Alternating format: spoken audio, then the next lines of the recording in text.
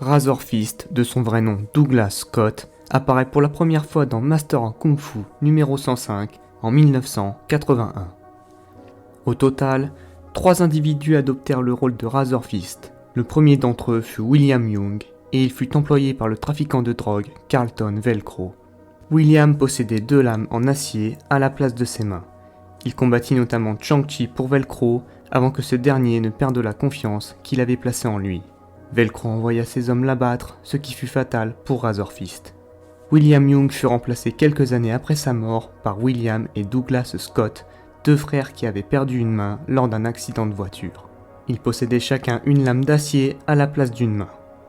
Les 2 frères affrontèrent également Chang-Chi, et c'est dans ce combat que William fut abattu accidentellement par Velcro. Afin d'adopter complètement l'apparence et les caractéristiques du Razor Fist, Douglas remplaça sa main valide par une seconde lame d'acier. Douglas fut mercenaire pour le Shield et fut notamment engagé par l'architecte, Crossfire et Roche, le seigneur de Madripoor. Ces alliances l'amenèrent à affronter les Avengers, Wolverine ou encore Spider-Man. C'est lors de l'exposition de l'AIM sur Boca Caliente qu'il combattit également Captain America, puis participa notamment au tournoi de combat de Madripoor.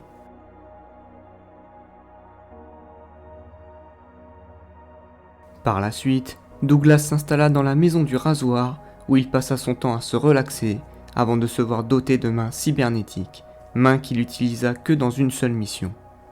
Par la suite, il fut enfermé au raft, mais il parvint néanmoins à s'enfuir grâce à l'évasion organisée par Electro. Dans l'incapacité de retourner dans son repère, Razor Fist se retrouva parmi les déshérités de New York, qu'il attira en grand nombre et à qui il enseigna la sagesse et le contrôle face à la souffrance. Le lieutenant Perkins et les jeunes Piranha firent notamment partie de son équipe. Par la suite, Spider-Man fit appel à son allié Toxin, alias Patrick Mulligan, pour retrouver et capturer Razor Fist. Cependant, le manque de coopération entre Mulligan et son symbiote permit à Douglas de s'enfuir. Ce dernier, conscient d'être traqué par Toxin, dissimula son odeur à l'aide de ses disciples et tua 26 personnes dans un restaurant, menaçant et rançonnant la ville de New York. Après avoir promis de faire un massacre dans la ville, Douglas apprit de Perkins qu'Eddie Meadows était lié à Toxin. Razor Fist découvrit alors la véritable identité de Toxin et, après avoir torturé Meadows, il tua Jim Mulligan, le père de Toxin. Malheureusement pour lui, Razor Fist fut rattrapé et vaincu par Toxin qui lui retira ses lames d'acier.